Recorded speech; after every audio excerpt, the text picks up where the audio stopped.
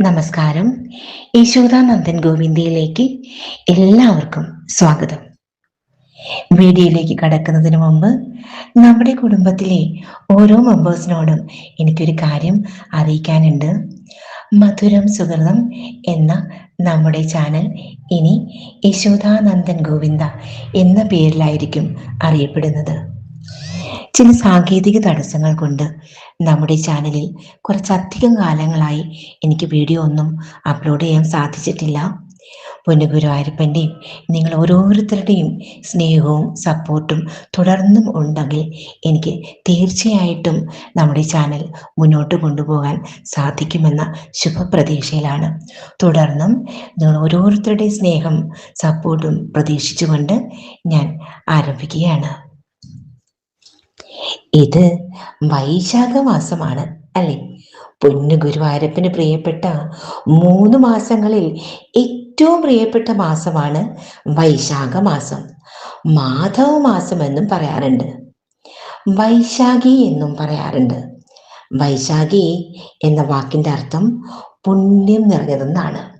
അതായത് വളരെയധികം പുണ്യം നിറഞ്ഞ മാസമാണ് വൈശാഖ മാസം.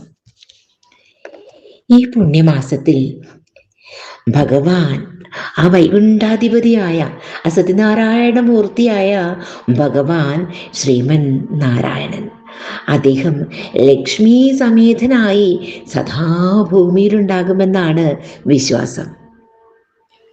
2026 ഈ വർഷത്തെ വൈശാഖ മാസം ആരംഭിക്കുന്നത് ഏപ്രിൽ 18-ാം തീയതിയാണ്, അവസാനിക്കുന്നത് മെയ് 16-നാണ്. എന്തുകൊണ്ടാണ് വൈശാഖ മാസത്തിന് ഇത്രയധികം പ്രാധാന്യം? ഭഗവാൻ ശ്രീമൻ നാരായണൻ തൻ്റെ ഭക്തരെ രക്ഷിക്കാനായി, തൻ്റെ ഭക്തരെ ദർശിക്കാനായി, തൻ്റെ ഭക്തരെ അനുഗ്രഹിക്കാനായി വിശേഷപ്പെട്ട അവതാരങ്ങൾ എല്ലാം കൈക്കൊണ്ടത് ഈ മാസത്തിലാണെന്നാണ് നമ്മുടെ പുരാണങ്ങൾ പറയുന്നത്. ലക്ഷ്മി നാരായണന്റെ അനുഗ്രഹം ലഭിക്കാൻ ഈ പുണ്യമാസത്തിൽ നമ്മൾ ചൊല്ലേണ്ടുന്ന ഒരു മഹാമന്ത്രമുണ്ട്, ശ്രീനിവാസ ഐശ്വര്യ മഹാമന്ത്രം. നമ്മൾക്ക് ആ മഹാമന്ത്രം മനസ്സിലാക്കുന്നതിന് മുന്നേ വളരെ കുറച്ച് കാര്യങ്ങളും കൂടി വൈശാഖ മാസത്തെക്കുറിച്ച് മനസ്സിലാക്കിയിട്ട് ഈ മന്ത്രം അങ്ങനെ ചൊല്ലുമ്പോഴാണ്, അങ്ങനെ ജപിക്കുമ്പോഴാണ് നമ്മൾക്ക് ആ അക്ഷയഫലം ലഭിക്കുന്നത്. നമ്മുടെ സനാതന ധർമ്മം പറയുന്നത് ധർമ്മത്തിൽ നമ്മൾ കാത്തു സൂക്ഷിക്കേണ്ട 4 മൂല്യങ്ങളുണ്ടെന്നാണ്.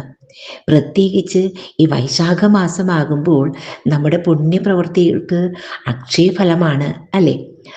ആ 4 മൂല്യങ്ങൾ എന്ന് പറയുന്നത് സത്യം, ശുദ്ധി, ദാനം, തപസ്. സത്യം എന്നാൽ അത് ഈശ്വരൻ തന്നെയാണ്. ഈ വൈശാഖ മാസത്തിൽ തമാശയ്ക്ക് പോലും കള്ളം പറയുക, ആരെയെങ്കിലും പറ്റിക്കുക, വഞ്ചിക്കുക, ഇങ്ങനെ ഒന്നും ചെയ്യാതിരിക്കാൻ പരിപൂർണമായും ശ്രദ്ധിക്കുക.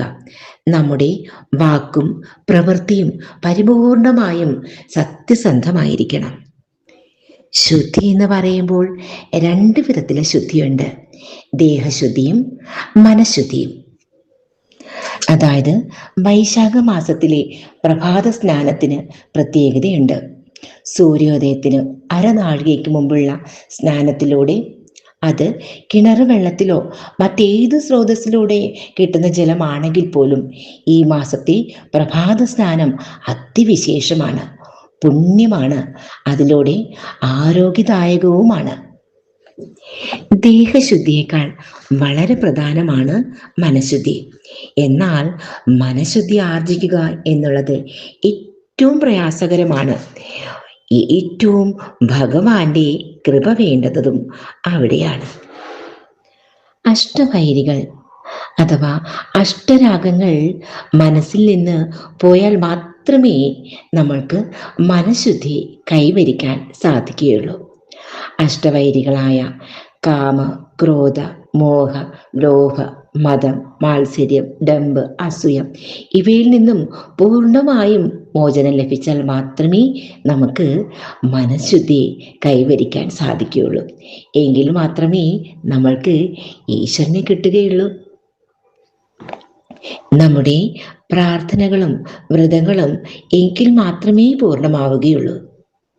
അടുത്തത് ദാനം. ഈ മനുഷ്യ ജീവിതത്തിൽ നമ്മൾ കാത്തു സൂക്ഷിക്കേണ്ട ഒരു പ്രധാനപ്പെട്ട ധാർമ്മിക മൂല്യമാണ് ദാനം എന്ന് പറയുന്നത്. നമ്മുടെ കയ്യിലുള്ളതിൻ്റെ ഒരു പങ്ക് സഹജീവികൾക്ക് കൂടി പങ്കുവയ്ക്കുക. ധനം, ധാന്യം, വസ്ത്രം, പുസ്തകങ്ങൾ ഇങ്ങനെ നമ്മൾക്ക് കഴിയുന്ന രീതിയിൽ ദാനധർമ്മങ്ങൾ പ്രത്യേകിച്ച് ഈ മാസത്തിൽ ചെയ്താൽ അതിന് അക്ഷയഫലമാണ് ലഭിക്കുക. അടുത്തത് തപസ്.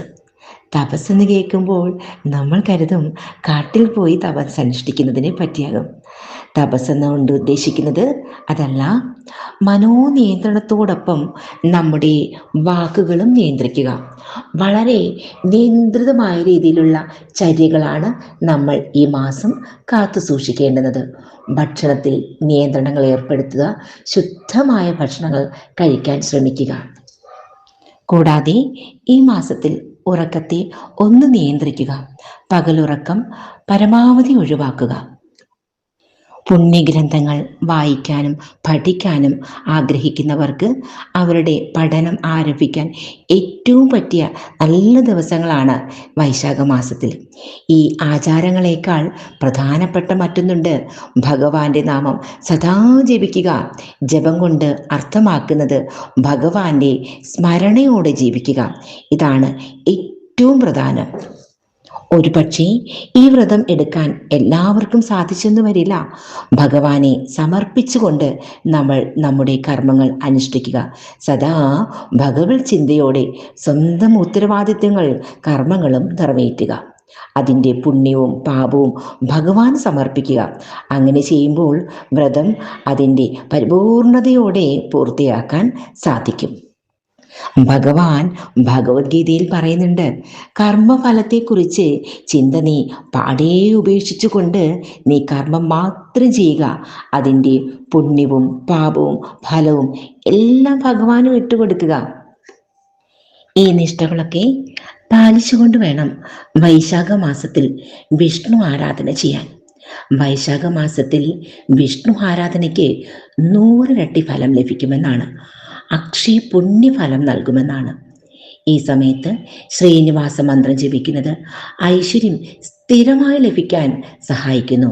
പ്രത്യേകിച്ച് രാവിലത്തെ സ്നാനം കഴിഞ്ഞു ദിവസവും ഭക്തിയോടുകൂടി ഒരു തുളസിയില ഭഗവാന് സമർപ്പിച്ചുകൊണ്ട് വേണം ഈ മന്ത്രം ജപിക്കാൻ. 3 തവണയെങ്കിലും ജപിക്കണം. 108 തവണ ജപിച്ചാൽ അനന്തകോടി ഫലങ്ങളാണ് ലഭിക്കുന്നത്. ഇനി നമുക്ക് ശ്രീനിവാസ ഐശ്വര്യ മഹാമന്ത്രം ഒന്ന് നോക്കാം. ശ്രീനിവാസ ഐശ്വര്യ മഹാമന്ത്രം. ശ്രീവത്സവക്ഷസം ശ്രീശം ശ്രീലോലം ശ്രീകരഗ്രഹം ശ്രീമന്തം ശ്രീനിധിം ശ്രീധ്യം ശ്രീനിവാസം ഭജാമ്യഹം. ഞാനിതിവിടെ എഴുതിയിടുന്നതാണ്. ഈ മന്ത്രം നമ്മൾ ഭജിക്കുന്നത് ശ്രീനിവാസ വെങ്കടേശ്വര ഭഗവാനെയാണ്. മന്ത്രത്തിൻ്റെ അർത്ഥം അറിഞ്ഞ് ജപിച്ചാൽ മാത്രമേ പൂർണ്ണ ഫലം ലഭിക്കുകയുള്ളൂ. ശ്രീവത്സവക്ഷസം എന്നാൽ ലക്ഷ്മി ദേവി വസിക്കുന്ന വിശുദ്ധമായ ചിഹ്നമായ ശ്രീവത്സം ഉള്ളവൻ. ശ്രീശം എന്നാൽ ഐശ്വര്യമുള്ള ദൈവം. ശ്രീലോലം എന്നാൽ ലക്ഷ്മി ദേവിയോട് വളരെ സ്നേഹമുള്ളവൻ. ശ്രീകരഗ്രഹം ഐശ്വര്യം നൽകുന്ന കൈകളുള്ളവൻ. ശ്രീമന്തം സമ്പൂർണമായ സമൃദ്ധിയുള്ളവൻ. ശ്രീനിധിം സമ്പത്തിൻ്റെയും ഐശ്വര്യത്തിൻ്റെയും നിധിയുള്ളവൻ. ശ്രീധ്യം ഐശ്വര്യം നൽകുന്നവൻ. ലളിതമായി പറഞ്ഞാൽ ലക്ഷ്മി ദേവി ഹൃദയത്തിൽ വസിക്കുന്ന സമ്പത്തിൻ്റെ ഉറവയായ നമുക്ക് ഐശ്വര്യം നൽകുന്ന ശ്രീനിവാസ വെങ്കടേശ്വരനെ ഞാൻ ഭജിക്കുന്നു. വൈശാഖ മാസത്തിലെ പുണ്യം ആർജിക്കാൻ എല്ലാവർക്കും സാധിക്കട്ടെ എന്ന് പ്രാർത്ഥിച്ചുകൊണ്ട് പൊന്നു ഗുരുവായൂരപ്പൻ്റെയും രാധാദേവിയുടെയും അനുഗ്രഹം സദാ ഉണ്ടാകട്ടെ എന്ന് പ്രാർത്ഥിച്ചുകൊണ്ട് നിർത്തുന്നു. വീണ്ടും കാണാം എന്ന ശുഭപ്രതീക്ഷയിൽ. യശോധാനന്ദൻ, ഗോവിന്ദേ.